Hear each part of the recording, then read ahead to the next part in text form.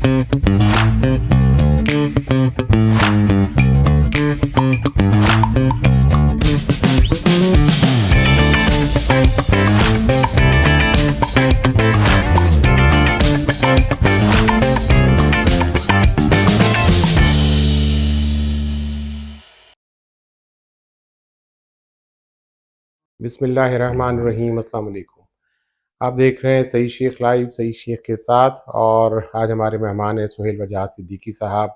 हमेशा की तरह ही has been very kind to be my guest on my podcast. तो हमारी इकोनॉमी फिर हम उसके लिए हमें प्रिपेयर करना है, अपने बच्चों को स्किल दें, हम आईटी की स्किल्स दें, एआई की स्किल्स दें। हम स्किल नहीं दे रहे, हम क्या कह रहे हैं, उन्हें कोई एक छोटा मोटा सर्टिफिकेट करा दिया कहीं। अब बिलियंस का बजट है मुख्तलिफ वोकेशनल ट्रेनिंग्स का जो जाया जा रहा है। अच्छा, वोकेशनल ट्रेनिंग का अगर इतना बजट है तो उसका रिटर्न क्या है? सवाल कोई पूछे ना सरकार में कि भाई इतना आपको बजट दिया गया, आपने इतनी ट्रेनिंगें की हैं, इसका रिटर्न तो हमें मिल ही नहीं रहा, कोई बंदा को कोई हायर ही नहीं कर रहा। तो इसका मतलब है कि प्लेसमेंट इज इम्पोर्टेंट। अगर मैंने 5,000 ट्रेनिंग दी है या 1,000 ट्रेनिंग दी है तो मुझे कम से कम 50% लोग तो नौकरी पे लगे, मुल्क से बाहर जाएं, कुछ मुल्क के बाहर नौकरी पे। जैसे मैं सीमेंस के ज़माने में ट्रेनिंग देता था तो मैं इंश्योर करता था कि जो ट्रेनिंगें हो रही हैं उससे हमारे बच्चे बाहर की सीमेंस की कंपनियों में भी प्लेस हो, और बाकी लोग भी अगर ले लें तो कोई हर्ज नहीं है, क्योंकि जहां भी मेरा पढ़ा हुआ जाएगा वो मेरा एम्बेसडर होगा ना, और वहां मेरी सामान को बेचेगा कि भाई सीमेंस बड़ी, क्योंकि वो एक तरीके से ऑब्लाइज्ड होगा ना कि भाई ये मुझे इन्होंने यहाँ तक कि जो आपके ये थे एटॉमिक के क्या नाम था, डॉक्टर अब्दुल कदीर साहब, वो सीमेंस में से ट्रेनिंग से निकले थे। अच्छा। उनका पहली जॉब सीमेंस की ट्रेनिंग थी। अच्छा। वहां से वो होते होते फिर नीदरलैंड पहुंचे, तो कोई हर्ज नहीं, वो पहुंच गया, यहाँ पहुंच गया। तो सीमेंस इस पे प्राउड फील करती थी अपने जमाने में कि साहब देखा हमने कितना बड़ा साइंटिस्ट बनाया। वो एक अलग बात है कि दुनिया उसके हक में या खिलाफ है, that is not our topic of discussion. Topic of discussion है स्किल है। स्किल तो डेवलप हो गई ना। देखिए जर्मनी में सारी एजुकेशन स्किल डेवलपमेंट पे, जापान में सारी स्किल डेवलपमेंट पे, अमेरिका थोड़ा इधर उधर हो रहा है तो आप उसकी इकोनॉमी खुद देख लें क्या हो रही है। चाइना में 200% स्किल डेवलपमेंट है। कोई और वो काम सिखाते ही नहीं, हर आदमी को उसके लेवल के हिसाब से स्किल देते हैं। वो चाहे वो साइकिल चलाने वाला है या रिक्शा चलाने वाला है या टैक्सी। मैं अभी होके आ रहा हूँ, मैं आपसे पूछने जा रहा था कि आप गए, क्या देखा? 18 दिन होके आ रहा हूँ। मैंने देखा कि उनका एक ही फोकस है कि हर बंदा की जो स्किल है ना वो दूसरे के काम में टांग नहीं अड़ाता, वो अपनी स्किल को एक्सेल करता है। यानी अगर मुझे कपड़ा सीना आता है तो मैं कपड़े को अच्छे से अच्छा बनाऊंगा, सस्ते से सस्ता बनाऊंगा और ज्यादा प्रोडक्टिव हूँगा। वो अपने प्रोसेस को रिव्यू करता है, वो अपनी एजुकेशन, अपनी स्किल्स को मल्टीप्लाई करता है प्रैक्टिस करने के। आप कहते हैं ना क्या जुमला कहते हैं, प्रैक्टिस मेक्स मैन परफेक्ट। तो वो परफेक्शन की तरफ जा रहे हैं।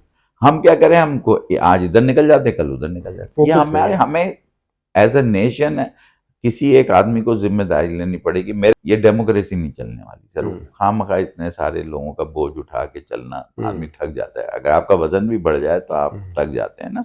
तो बेहतर ये है कि अपने आप हल्का, जब क्या कहते हैं कुश्ती होने लगती तो वजन उतारा करते हैं, क्या शेर है मुझे याद नहीं आ रहा इस वक्त, वो है एक शेर है कि साहब जब किश्ती का डूबने लगती है तो वजन उतारा। हाँ, ये जैसे कहा जाता है अक्सर कि ऑफलोड करना पड़ता है। ऑफलोड तो अब मैं, मेरा अपना जाती ख्याल है, मैं भी आई एम रॉन्ग, तो लेकिन ऑफलोड तो करना पड़ेगा अपने आप को स्लिम और स्मार्ट करने के लिए, क्योंकि आजकल स्लिम और स्मार्ट का जमाना है। वो बल्कि होते हुए आप कुछ देखें, इस वक्त भी आप देखें चाइना की में इतने बड़े बड़े फ्लीट खड़े हैं वहाँ ईरान में, कुछ नहीं कर सके क्योंकि उनके पास छोटी छोटी बोटें होती, टाँ करके निकल जाती हैं। निकल जाते हैं। उन्हें हम कितने को मारेंगे? आप 5,000 बोटें घूम रही हैं अवावील की तरह, तो वो आप उनको नहीं मार सकते। कितना वेट करेंगे? कितना वेट करें? जैसे उनके न्यूक्लियर प्लांट, वो जो तो है पावर प्लांट थे, वो 300 जगह पे इंडिपेंडेंट थे। आप कितने 300 को मार मार के आप पागल हो जाएंगे, कितनी दफा हमले करेंगे? और एक हमले में आपका जो खर्चा होता है, आपका भी 2 प्लांट बंद हो जाते हैं। ये लोग नहीं समझते। हमला करने की ताकत होना एक अलग है और उसको इकोनॉमिकली बर्दाश्त करना एक और बात है।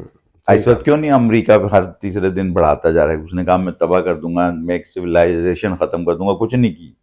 अल्टीमेटली हमें कहा कि भाई अल्लाह के वास्ते थोड़ा सा हिसाब किताब हाँ, कराओ, हिसाब किताब कराओ। और अब वो खुद चीन भी जा रहे हैं। तो देखिए इससे हमें एक सबक सीखना चाहिए ना, बजाय इसके कि हम इसे क्रिटिसाइज करें या इसके ऊपर हंसी मजाक करें। हमें इससे एक सीरियस सबक सीखना चाहिए कि आप नेशन बिल्डिंग कैसे करते हैं। इनका ख्याल था, जो भी एजेंसीज थी, कि हम अगर ईरान की पहली लेयर उड़ा देंगे लीडरशिप की तो ईरान गिर जाएगा। तो पहली उड़ी, दूसरी उड़ी, तीसरी उड़ी, चौथी कुछ उड़ी, नहीं हुआ। पांचवी उड़ चुकी है, हाँ। छठी पे अब बारी है, फिर भी वैसे ही खड़ा है। हम्म। नेशन बिल्डिंग थी ना, हाँ, वही तो नेशनल। तरकीब उन्होंने की थी ना। उन्होंने, अब मैंने उसको थोड़ा स्टडी किया तो पता चला उन्होंने 32 ब्रिगेड्स के नाम से अपने मुल्क को तकसीम किया होता, और कहा था अगर ऐसे हालात हों जैसे आज हुए हैं इत्तेफाक से, तो तुम सब अब इंडिपेंडेंट हो गए अपने फैसले करने। क्या कम्युनिकेशन बात है। अगर खत्म हो जाती है तो तुम अपना इलाका डिफेंड करो, जैसे जो हालात वहां बन रहे हैं, हमारे इंतजार नहीं करो टॉप का। हाँ, ये है। Take your decision and run run the brigade. Suhel साहब, ये जो वॉर अभी चल रही है, और ये इंशाल्लाह अल्लाह। सबक लेने, इससे हाँ, बहुत सारे सबक हैं मैं कि वही कह आपने रहा हूँ। हरमुज को कभी जिंदगी में नहीं सोचा था इस तरह बंद होगी। कभी किसी के मतलब ये अच्छा, इवन।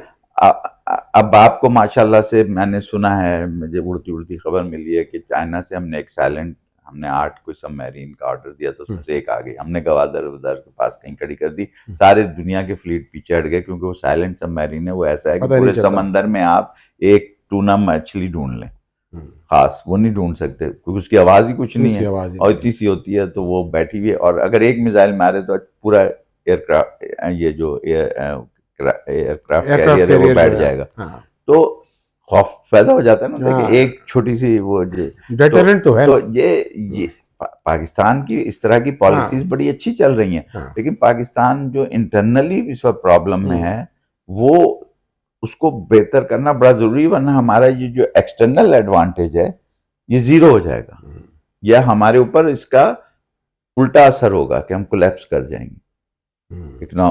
क्योंकि देखें, आप पे बोझ भी आता है, जब आप पे जिम्मेदारी लेते हैं आप कोई, तो तो बोझ उसका भी एक आता है। बोझ भी हाँ, होता उसका है। बोझ भी उस होता है। बोझ को अगर आप ना हैंडल कर जस्टिफाई सके। कर सके या हाँ। उसको परफॉर्म नहीं कर सके, तो आपका बेड़ा गर्क हो जाए। लेकिन इंटरनली हम बड़े कमजोर हुए हुए हैं इस वक्त। तो बिल्कुल सही। इंटरनली हमें अपने आप को इमीडिएटली जिस रास्ते पे भी चलना है, जो लोग डिसीजन मेकर हैं, लेकिन वो सीरियसली सोचें कि आपको 9 रत्नों की जरूरत है। आपको 9 रत्नों की जरूरत है, आपको पढ़े लिखे लोगों की जरूरत है, ना कि उन लोगों की जो इधर उधर की हमाकतें करते फिरे, पैसे कमा रहे हैं, इससे रिश्वत ले रहे हैं, उससे रिश्वत ले रहे हैं। वो देखें, ये करप्शन दुनिया में होती है, लेकिन 5 से 10% होती है। ये नहीं होता कि 90% करप्शन हो, 10% लगे, तो कैसे काम होगा? कैसे काम होगा? भाई, ये नहीं है कि जापान में कोई करप्ट नहीं होगा, या अमेरिका में कोई करप्ट नहीं होगा, या जर्मनी में कोई करप्ट नहीं होगा, होंगे छोटे। बहुत कम होंगे। लेकिन आप ये देखते हैं कि जहां वहां पर कोई स्कैंडल खुलता है, तो उसमें क्या पता होता है, फला आदमी ने $1 लाख लिया, और उसके ऊपर वो फारिग हो गया वर्ल्ड बैंक का, या फलाने का। इस तरह की खबरें आई हैं आपने पास्ट अगर देखें। हमारे यहाँ करप्शन जब निकलती है, वो कहते हैं कि $1 बिलियन लेके हाँ, चलेगा, बिल्कुल। $100 बिलियन। और रोज एक खबर होती है। अभी की हमारे अपने मिनिस्टर साहब ने फरमाया कि $100 बिलियन गया पिछले 2 साल। खुद कहा, हम, मैं नहीं कह रहा, मैं तो सिर्फ उनकी बात रिवाइज कर, और जी हम 2 आदमी उठाएंगे सारे पता चल जाएगा, तो भाई उठा लें। उठाते नहीं। अब ये बात मेरी समझ में नहीं आती कि भाई अगर 2 आदमी हैं, तो उनको तो कम से कम सही कर लेना पाकिस्तान के लिए, कि $100 मिलियन आ जाए। अभी हमने जो किस्त अदा करेंगे, और जब हमारी रेमिटेंस 8-10 बिलियन कम होंगी, और हमारी जो एक्सपोर्ट है वो 2-3 बिलियन 4 बिलियन और कम हो जाएगी रवार की वजह से, तो तब क्या होगा? तो फिर आपका जो गैप 10 बिलियन का और आ जाएगा। $10 बिलियन की बात कर रहा हूँ, हाँ, रुपए हाँ, की जी हाँ, नहीं। जी हाँ, और बिल्कुल। आपके वॉर एक्सपेंसेस बढ़ रहे हैं, और जो आपने ये मेडिटेशन, ये जो बीच का हाँ, मीडिएट करा रहे हैं। मीडिएट या जो भी कर रहे हैं, सालसी का हाँ। रोल अदा कर रहे हैं, इसका जो खर्चा आएगा, इसका जो बोझ आएगा, वो एडिशनल आएगा आपकी अफवाज पे। उनको ज्यादा अलर्ट रहना पड़ेगा, उनको ज्यादा काम करना पड़ेगा, तो उनको भी तो कोई पैसे देगा ना। तो हाँ। अफवाज तो पैसों से चलती है ना, वो कमाती थोड़ी है। कमाती नहीं है, सही भाई कहा। We have, it's a cost centre, it's not a profit centre. Profit centre तो हमारे इंडस्ट्री होती है, इंडस्ट्री बंद हो रही है। हमारी जो प्रॉफिट सेंटर है, ब्रेन एक्सपोर्ट था, वो ब्रेन एक्सपोर्ट वापस आ रहा है, और तो उसकी रेमिटेंस गिरेगी। तो इस पे कोई तवज्जो ही नहीं दे रहा है, ना हेल्थ पे दे रहा है, ना एजुकेशन पे दे रहा है, ना अपने सिस्टम पे दे रहा है कि उसको गवर्नेंस को कैसे बेहतर करे। अब मिसाल तो अब इस वक्त कराची में अगर कोई आए इन्वेस्टर और दूर घूमना शुरू करे तो वो अब कोई फैक्ट्री नहीं लगाएगा। वो कहेगा यार क्या मुसीबत है, साइड में ना पानी है, ना बिजली है, ना गैस है, तो मैं यहाँ फैक्ट्री क्यों लगाऊं इतनी मुसीबत में। तो देखें हमने बड़ा स्ट्रेटेजिकल फायदा उठाया, जैसे गबत का कॉरिडोर खोल दिया, बड़ा बड़ा जिसकी भी दिमाग था, बड़ा अक्लमंदी था कि आपने ट्रीटी को इस्तेमाल करते हुए लीगली 3-4 हज़ार कंटेनर पार करा दिया और कोई पकड़ नहीं सका हाँ, कोई पकड़ इंटरनेशनली। नहीं देखें सका। तो मेरी बात का ये सबूत है कि मैंने कभी कहा था ना कि आप तरीके से बाईपास कर सकते हैं सैंक्शंस को।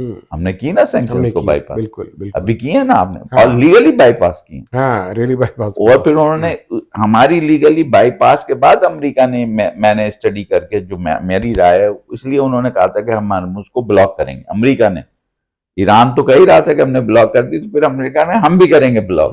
फिर 2 दफा ब्लॉक करने का कोई लॉजिक नहीं बना। हाँ, लेकिन बिल्कुल ब्लॉक करने से मतलब ये था कि जो कराची के पोर्ट पे और गवादर के पोर्ट पे जो कंटेनर आ रहे हैं 8,000 10,000, जो पूरे साल में नहीं आते थे हमारे, या 2-2 साल में नहीं आते थे, इसको ब्लॉक करो। हमने उसका रास्ता निकाल दिया, गबत से हमने सारी चीजें भेज दी ईस्टर्न।